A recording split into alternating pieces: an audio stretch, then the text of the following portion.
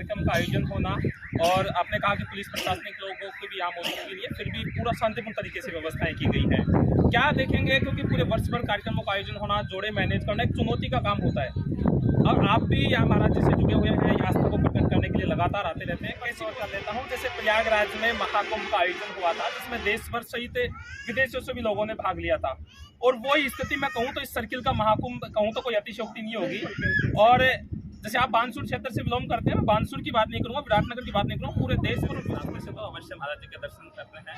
क्या कहेंगे मैडम जी, क्योंकि पूरे वर्ष भर यज्ञ चला और जैसे आप जनप्रतिनिधि के तौर पे काम कर रहे हैं और इस प्रकार के कार्यक्रमों में भाग भी लेते हैं, क्या कहेंगे ऐसे कार्यक्रम होते रहने चाहिए और ये आमजन के हित में कितना 6 अप्रैल 2025 को अब ये यज्ञ का पूर्ण आहुति होगी, समापन होगा, जहां देश भर के अनेकों खास लोगों सहित आसपास के आम लोग भी भाग लेंगे। क्या कहेंगे इन व्यवस्थाओं को लेकर और आप इस धार्मिक आस्था को लेकर क्या कहेंगे?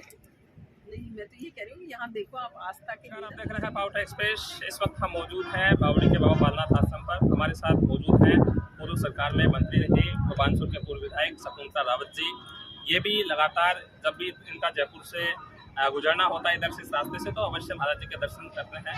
क्या कहेंगे मैडम जी, क्योंकि पूरे वर्ष भर यज्ञ चला और ऐतिहासिक कार्यक्रम का आयोजन रहा।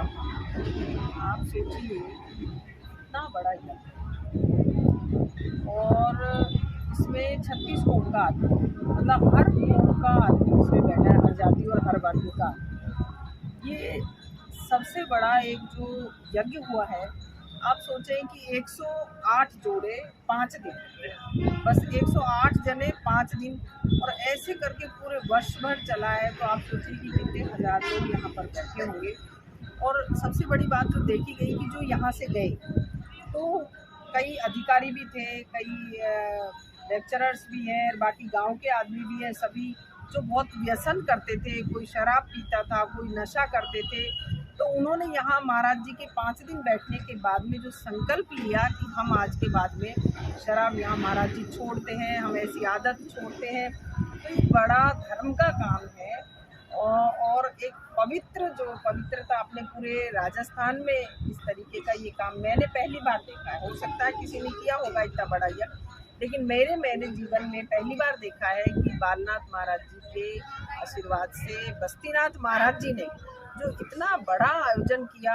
और आप सोचिए कोई पुलिस नहीं, कोई प्रशासन नहीं और शांतिपूर्वक कितने हजार लोगों का खाना वो सागार करना सुबह, और अपनी मर्जी से सब लोग बैठे हैं, कोई चंदा, कोई चढ़ावा, कोई किसी तरीके का इस तरीके का भी नहीं था महाराज जी की। ये सबसे बड़ी बात है बस्तीनाथ महाराज जी की, बहुत ही सराहनीय और बहुत अच्छा। और मैं तो मानती हूँ कि इससे सारा वातावरण इधर पवित्र हुआ है। कितनी बारिश हुई इस बार अच्छी, तो इतने यज्ञ और ये हवनों से आदमी की सोच बदलती है इंसान की, और चारों तरफ एक धर्म का माहौल जो कि आजकल पाश्चात्य संस्कृति की ओर जा रहा है, वो एकदम अपने धर्म की ओर बढ़ना, अपने संस्कार डालना। तो ये बहुत बड़ा काम बस्तीनाथ जी महाराज जी ने किया है। बालनाथ जी की यहाँ पर बहुत ही सराहनीय कदम है। कितने हजारों लोगों ने व्यसन छोड़ा, अच्छी आदत पड़ी, बच्चों में संस्कार पड़ा। सबसे बड़ी बात है, बच्चे वहाँ बैठ करके किस तरीके से मोबाइल देखना करना, यहाँ सेवा कितने कम से कम 1000 बच्चे तो सेवा कर रहे हैं।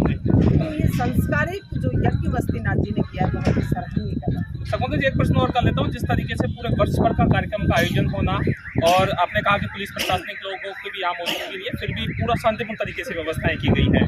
क्या देखेंगे, क्योंकि पूरे वर्ष भर कार्यक्रमों का आयोजन होना, जोड़े मैनेज करना एक चुनौती का काम होता है और आप भी यहाँ महाराज जी से जुड़े हुए हैं, आस्था को प्रकट करने के लिए लगातार आते रहते हैं। कैसी व्यवस्थाएं आपने देखी? देखो व्यवस्थाएं यहाँ बहुत ही अच्छी थी। हमारी भी फैमिली के सभी मेंबर्स यहाँ पर बैठे हैं, अपने रिलेटिव्स भी, और मैं ऐसा नहीं यहाँ से निकलते तो ही जाते हैं। हम पर्सनली आज जैसे यही मंदिर के लिए ही मेरी फैमिली आए, महाराज जी को प्रणाम करके यज्ञ परिक्रमा करके जाते हैं। हमें बड़ा अच्छा लगता है। ये आदमी की सोच होती है, जाकी रही भावना जैसी पूरी जैसी, तो हमें बहुत अच्छा लगता है कि महाराज जी और बालनाथ महाराज जी एक साक्षात ईश्वर के रूप में लोगों की मैं तो मानती हूँ इच्छा भी पूरी करते हैं। हमने कई लोगों से पूछा, कहते हाँ हमारा ये काम नहीं चल रहा था, हमारा वो धंधा बंद हो गया था, हम यज्ञ में बैठे और हमारा काम चालू हो गया, तो हमें भी खुशी होती है। और मैं तो यही कहती हूँ कि बस्तीनाथ महाराज जी ने बहुत ही एक ये काम किया है बालनाथ महाराज जी के आशीर्वाद से, और सराहनीय कदम है जो संस्कार डालने का काम किया। आप सोचिए कितने हजार लोग यहाँ बैठे, वो तो संस्कार।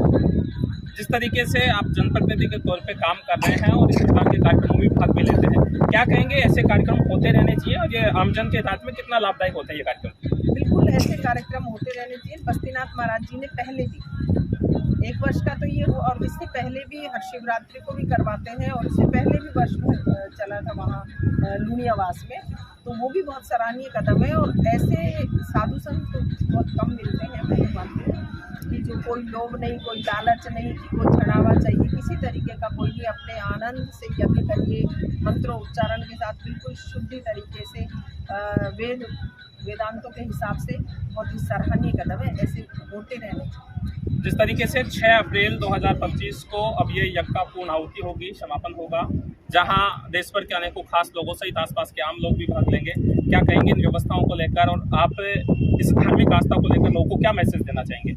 मैं तो यही मैसेज देना चाहूँगी कि हमारी जो भारतीय संस्कृति है, हमारी जो धर्म के प्रति, अपने साधु संतों के प्रति और ईश्वर के प्रति, ईश्वर एक शक्ति तो उसके प्रति रहनी चाहिए। आपने देखा होगा कि चाहे कोई भी हो, मंदिर हो, मस्जिद हो, गुरुद्वारा हो, सबके ऊपर एक ही वो बनी होती है छतरी, तो यानी कि सब शक्ति है, ईश्वर की शक्ति है, तो शक्ति तो है ही ये।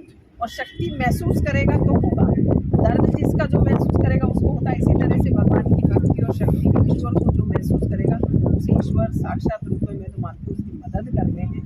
और इस तरीके के आयोजन होते रहने चाहिए जिससे बच्चों में, महिलाओं में, युवा पीढ़ी में संस्कार डले और बच्चे संस्कारित हों, व्यसनों से दूर हों और पाश्चात्य जो संस्कृति है उससे दूर हटे और हमारी जो भारतीय संस्कार है, संस्कृति है, हमारे रीति रिवाज है, हमारे धार्मिक अनुष्ठान है, उनमें लोगों की आस्था बढ़े।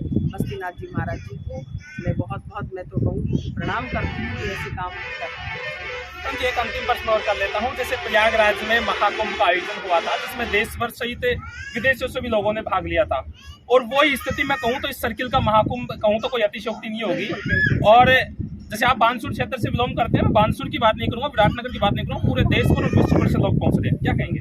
बिल्कुल, यहाँ पर भी हमने देखा कि विदेश से भी लोग आए थे। हमने जो देखा, कई बार हम आए तो यहाँ विदेश से भी आए और दूसरे स्टेट से भी लोग आए। अपने यहाँ के तो होते ही होते हैं लोग, लेकिन दूसरे राज्यों से भी लोग आए हैं, विदेश से भी लोग आए हैं और हमने देखा है वो लोग यहाँ पर आए थे।